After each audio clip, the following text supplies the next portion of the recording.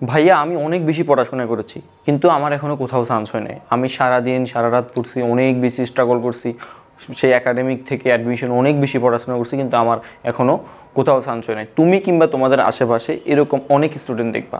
তো এটার পিছনের একটা প্রধান অন্যতম কারণ নিয়ে আজকে আমরা কথা বলবো, সেটা হচ্ছে পরীক্ষার হল স্ট্র্যাটেজি, বা কিভাবে তুমি দাগাবা, কিভাবে তুমি এমসিকিউগুলো সলভ করবা। যেহেতু তোমাদের পরীক্ষা পদ্ধতি হচ্ছে এমসিকিউ, দেখবা তোমাদের আশেপাশে কিছু কিছু ফ্রেন্ড আছে, এরা তেমন একটা বেশি স্ট্রাগল সবাই করে, মানে কম করেও, তোমার তুলনায় কম করেও তোমার কাছে আফসোস হতে পারে যে আমার একটা ফ্রেন্ড আমি দেখছি যে আমার থেকে তুলনামূলক কম পড়েছে কিন্তু ও চান্স পেয়ে গেছে, কিন্তু আমার এখনও কোথাও চান্স হয় নাই, আমি ওর থেকে অনেক বেশি পড়েছি।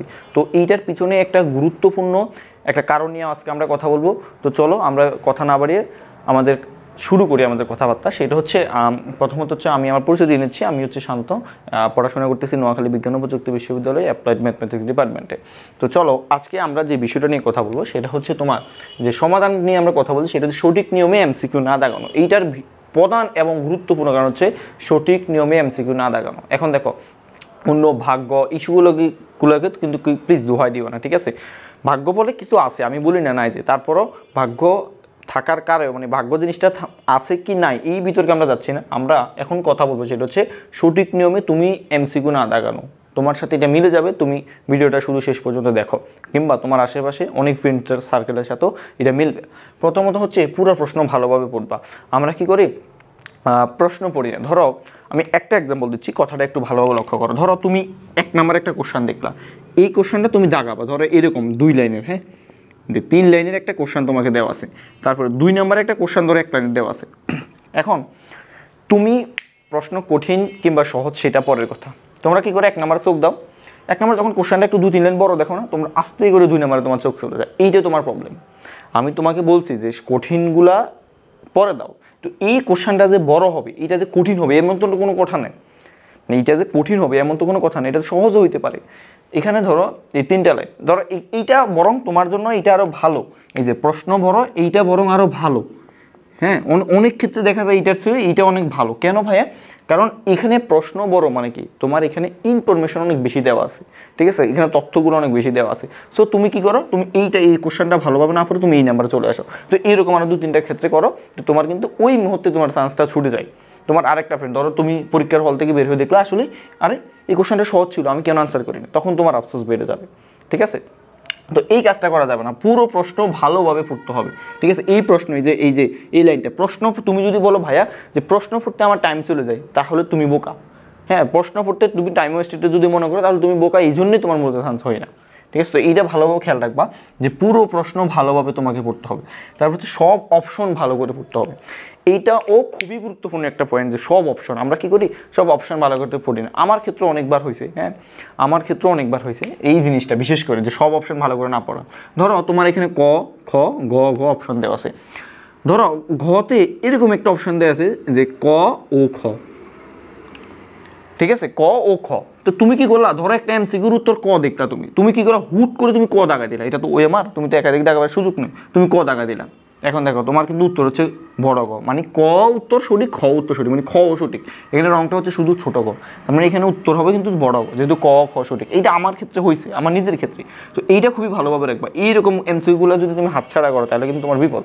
প্রশ্ন অপশানটা ভালোভাবে পড়বা, যে 1 নম্বরে এটা অপশান দিচ্ছে, 2 নম্বরে এটা অপশান দিচ্ছে, 3 নম্বরে এটা অপশান দিচ্ছে। এইটা খুবই গুরুত্বপূর্ণ, আমি আবার বলতেছি যে এইটা খুবই গুরুত্বপূর্ণ। এই কাজটা যদি না করতে পারো তাহলেও কিন্তু তোমার বিপদ। হ্যাঁ, এই যে তুমি প্রশ্নটা প্রত্যেকটা অপশন ভালো করে পড়বে, ঠিক আছে? এই অপশানে এটা কেন দিছে, এই অপশানে এটা কেন দিছে, অপশানগুলো কিন্তু তুমি ভালোভাবে পড়তে হবে। একটা উত্তর দেখে তুমি জায়গায় ফেলবে এরকম না, আরেকটাও হইতে পারে ক ঘ, ঠিক আছে? এইটা খুবই ভালোভাবে দেখবা।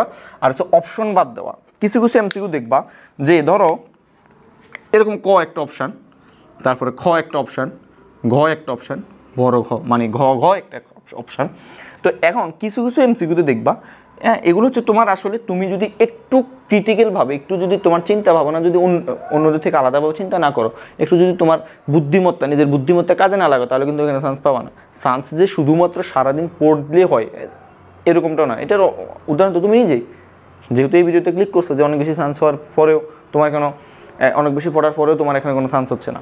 তো প্রথমত ধরো তোমাকে আমি একটা এক্সাম্পল বলছি, যে বলছে মানে আমি ধরো একটা এক্সাম্পল দিচ্ছি, বলছে ধরো নিচের কোনটি ত্বরণ। ধরো তোমাকে একটা গতিবিদের একটা ম্যাথ দিল, হ্যাঁ, যে এত বল, এত সরণ, এত ত্বরণ কত। তো তুমি দেখলা যে এখানে বলগুলো অনেক বেশি বেশি, মানে বল বেশি, বেগ বেশি, তাহলে ত্বরণও বেশি হবে। ধরো কোনো একটা ত্বরণ 0.5 অপশন দিল, আরেকটা ধরো 20, 25, আরেকটা ধরো 30 দিল। তাহলে দেখো এই 20, 25, 30-এর আশেপাশে কিন্তু 0.5 নেই, তার মানে এই অপশনটা এখানে কাটা।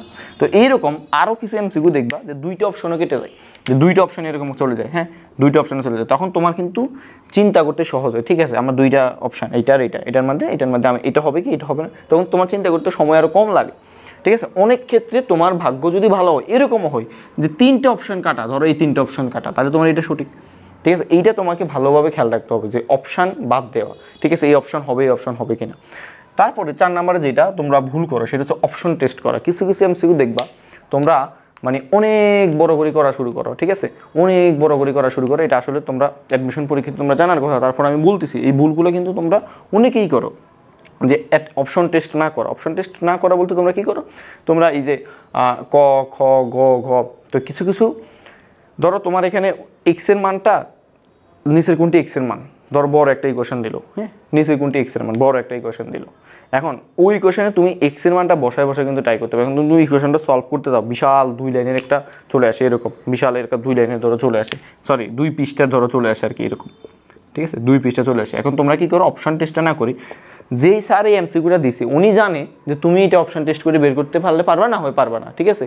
তো স্যারও কিন্তু জানে তুমি ওইটা অপশন টেস্ট করে করবে। এখন তুমি যদি না করো সেটা কিন্তু স্যারের দোষ না, স্যার তোমার যা বাকি যা অন্য ফ্রেন্ডরা যারা পারবে ওরা কিন্তু এটা অপশন টেস্ট করেই করবে।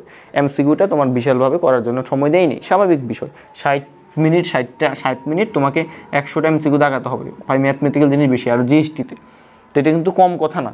তো তোমার ধরো এখন তুমি যদি অপশন টেস্ট করো, ঠিক আছে, যে আমাদের একটা এই কোশ্চেন দেওয়া আছে যে এই কোশ্চেনটা এটার জন্য সিদ্ধ হয় কিনা, তো এইটা যদি করতে পারো দেখবা তোমার এমসিকিউ পদ্ধতি অনেক, ধরো এই প্রসেসগুলো যদি মানো তোমার অনেকগুলো এমসিকিউ কিন্তু তোমার হয়ে যাবে। তো পরীক্ষার হলে আমরা কী করি, এই প্রসেসগুলো মানি না, গট বাধা নিয়মে করা শুরু করি, পরীক্ষার হলে ফেনিক্ট হয়ে যায়। এই যে প্রথম যে অপশনটা পুরো প্রশ্ন ভালোভাবে না পড়ে, প্রশ্ন বড় দেখি হাই আমার মেবি এটা কমন পড়ে নাই, হ্যাঁ, এইরকম একটা ভ্রান্ত ধারণা আমাদের চলে আসে। তো এই জিনিসগুলো তোমরা মেনে চলবা, পরীক্ষার বেশি দিন নাই, তোমরা যখন প্র্যাকটিস করবা, এখন তো অবশ্যই ভালোভাবে পরীক্ষা দাও কিংবা এমসিকিউ প্র্যাকটিস করো।